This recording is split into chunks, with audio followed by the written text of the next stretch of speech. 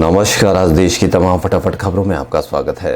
प्रधानमंत्री नरेंद्र मोदी के करीबी माने जाने वाले पूर्व आईएएस अफसर ए.के. शर्मा को बीजेपी उत्तर प्रदेश का उपाध्यक्ष बनाया गया है, जहां अगले साल विधानसभा चुनाव होने हैं। हफ्तों से अटकलें लगाई जा रही थी कि एमएलसी और भारतीय प्रशासनिक सेवा के पूर्व अधिकारी शर्मा को यूपी में मंत्री बनाया जाएगा। उन्हें इस साल की शुरुआत में कोविड-19 के खिलाफ लड़ाई की निगरानी के लिए पीएम मोदी का लोकसभा क्षेत्र वाराणसी भेजा गया था। भारतीय जनता पार्टी के प्रदेश अध्यक्ष स्वतंत्र देव सिंह ने शनिवार को पार्टी के प्रदेश पदाधिकारियों की घोषणा करते हुए एक प्रदेश उपाध्यक्ष व 2 प्रदेश मंत्री घोषित किए हैं।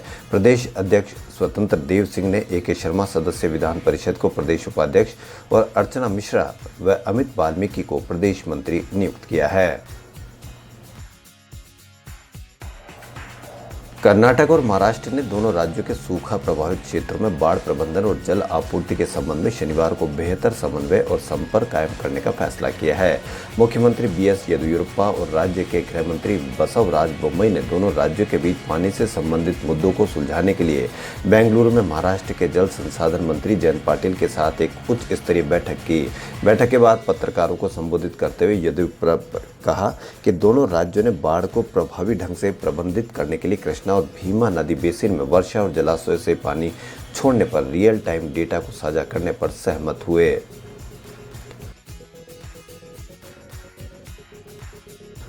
श्रम मंत्रालय ने कहा कि सरकार का न्यूनतम वेतन और राष्ट्रीय न्यूनतम मजदूरी तय करने में विलंब का कोई इरादा नहीं है। इस तरह की खबरें आई थी कि इस मुद्दे पर 3 साल के कार्यकाल वाले विशेषज्ञ समूह के गठन का मकसद न्यूनतम वेतन और राष्ट्रीय न्यूनतम वेतन तय करने में विलंब करना है। इन खबरों के बाद मंत्रालय ने शनिवार को स्पष्टीकरण दिया। इससे पहले इसी महीने मंत्रालय ने घोषणा की थी कि केंद्र ने इस मुद्दे पर प्रसिद्ध अर्थशास्त्री अजीत मिश्रा की अगुवाई में एक विशेषज्ञ समूह का गठन किया है। यह समूह न्यूनतम वेतन और मजदूरी तय करने के लिए तकनीकी जानकारी और सिफारिशें देगा। विशेषज्ञ समूह का कार्यकाल 3 साल का है।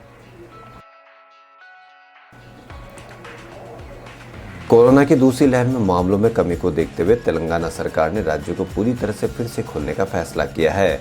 सरकार ने अपने आदेश में कहा है कि सभी शाखाओं को लॉकडाउन के दौरान लगाए गए सभी प्रकार के नियमों को पूरी तरह से हटा दिया जाए। मुख्यमंत्री कार्यालय ने फेसबुक पर पोस्ट करके लिखा कि चिकित्सा अधिकारियों द्वारा दी गई रिपोर्ट की जाँच करके लॉकडाउन हटाने का निर्णय लिया गया है। कोरोना मामलों की संख्या सकारात्मकता प्रतिशत में काफ़ी कमी आई है और कोरोना पूर्ण नियंत्रण में आ गया है। कांग्रेस के पूर्व अध्यक्ष राहुल गांधी का आज 19 जून को जन्मदिन है। राहुल गांधी ने कोरोना महामारी के कारण पैदा हुए हालात के मद्देनजर इस साल जन्मदिन नहीं मनाने का फैसला किया है। साथ ही पार्टी कार्यकर्ताओं से भी किसी तरह का जश्न नहीं मनाने का आग्रह किया गया। हालांकि इस मौके पर पार्टी के कार्यकर्ताओं ने सेवा दिवस मनाते हुए जरूरतमंद लोगों को राशन, मेडिकल किट और मास्क बांटे।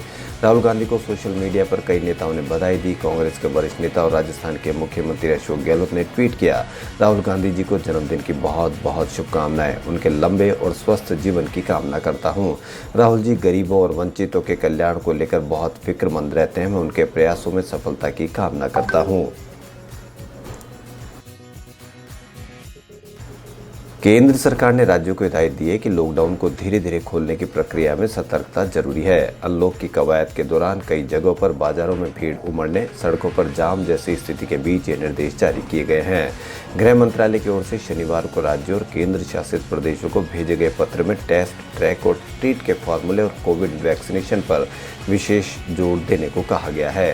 साथ ही कोविड गाइडलाइन का पालन सुनिश्चित कराने का भी उल्लेख है। केंद्रीय गृह सचिव अजय भल्ला ने राज्यों को लिखे पत्र में कहा कि कोरोना की चैन को तोड़ने के लिए कोविड-19 रोधी टीकाकरण बेहद अहम है। ऐसे में राज्य और केंद्र शासित प्रदेश वैक्सीनेशन की गति तेज करें। दिल्ली सरकार ने राजधानी के 6 परिवारों को 1-1 करोड़ रुपए की आर्थिक सहायता देने का ऐलान किया है। ड्यूटी करते हुए जान गंवाने वाले 6 सैन्य, पुलिस और सिविल डिफेंस कर्मियों के परिवारों को 1-1 करोड़ रुपए का ये मुआवजा दिया जाएगा। दिल्ली के उप मुख्यमंत्री मनीष सिसोदिया ने शनिवार को ऐलान किया। दिल्ली सरकार ने ऐसे पुलिस और सैनिकों के लिए 1 करोड़ रुपए का सहयोग राशि की घोषणा की थी।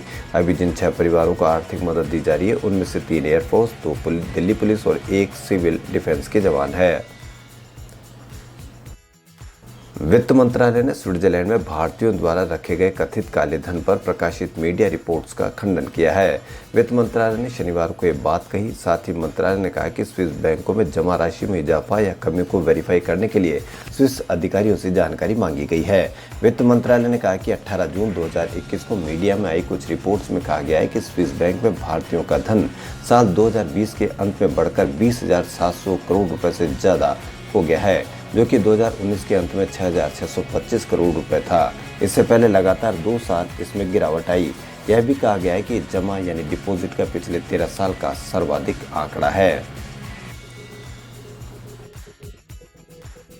आर्टिकल 370 हटने के करीब 3 साल बाद जम्मू कश्मीर की सियासत में एक बार हलचल देखने को मिल रही है। राज्य से जुड़े मसलों पर हाई लेवल मीटिंग्स का दौर चल रहा है। मीडिया रिपोर्ट्स में कहा जा रहा है कि प्रधानमंत्री नरेंद्र मोदी 24 जून को सर्वदलीय बैठक बुला सकते हैं। इसके लिए सभी दलों को सूचना भेज दी गई है। न्यूज एजेंसी के मुताबिक पीडीपी प्रमुख महबूबा मुफ्ती ने इस खबर की पुष्टि भी कर दी है। उन्होंने कहा कि हाँ, हमें सूचना दी गई है, लेकिन ये कोई न्योता नहीं था।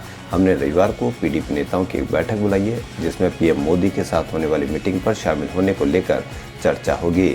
इस मीटिंग में तय होगा कि मीटिंग में पीडीपी शामिल होगी या नहीं।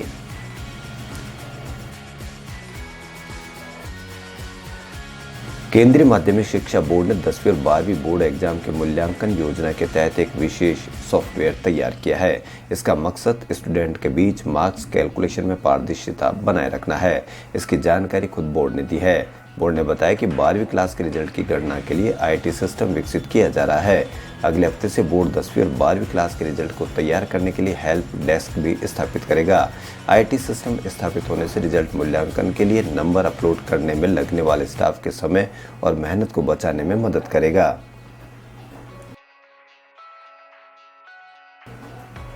नेपाल के गंडकी प्रांत के मनांग और सिंधुपाल चौक में बाढ़ ने कहर बरपाया हुआ है। यहां अब तक 16 लोगों की मौत और 22 लोगों के लापता होने की खबर है। डोलका जिला प्रशासन ने भी इलाके में बाढ़ का अलर्ट जारी किया है। यहां प्रशासन ने तमा कोशी नदी के किनारों पर रहने वाले लोगों को सुरक्षित स्थान पर जाने की अपील की है। नेपाल में बने हालात का असर भारत के बिहार और यूपी के इलाकों में भी देखने को मिल रहा है। यहाँ गंगा समेत कई बड़ी नदियों का जल स्तर बढ़ा हुआ है। बिहार की गंडक और बूढ़ी गंडक खतरे के निशान के ऊपर बह रही है। स्वच्छता में 4 बार नंबर 1 का खिताब हासिल करने वाले इंदौर शहर अब न्यूयॉर्क के फिल्म फेस्टिवल में भी नजर आएगा। इसमें अहम भूमिका निभाई है शहर के सफाई कर्मियों ने। अब इनके लगन के किस्से दुनिया देखेगी। युवा फिल्म डायरेक्टर स्टेनली हेक्टर ने इंदौर की महिला सफाई कर्मी इंदिरा दीदी पर डॉक्यूमेंट्री बनाई है। द हीरो विद इन नाम की इस डॉक्यूमेंट्री का चयन न्यूयॉर्क इंडियन फिल्म फेस्टिवल के लिए किया गया है। इंदिरा दीदी बिना छुट्टी लिए नारायण बाग इलाके में सफाई का जिम्मा संभालती है। खास है कि इंदिरा दीदी सफाई के साथ नारायण बाग की सड़कों पर रोजाना रंगोली भी बनाती है। न्यूयॉर्क फिल्म फेस्टिवल के लिए दुनिया भर की 58 डॉक्यूमेंट्री का चयन किया गया है। इसमें इंदिरा दीदी पर बनाई गई डॉक्यूमेंट्री भी शामिल है। द हीरो विद इन नाम की इस डॉक्यूमेंट्री में इंदिरा दीदी की सफाई के प्रति जज्बा और शहर की सड़कों को सुंदरता प्रदान किए जाने का मकसद भी शामिल है। खबरों में फिलहाल इतना ही। यदि आपको हमारा चैनल पसंद आए तो लाइक, सब्सक्राइब और शेयर अवश्य करें। धन्यवाद।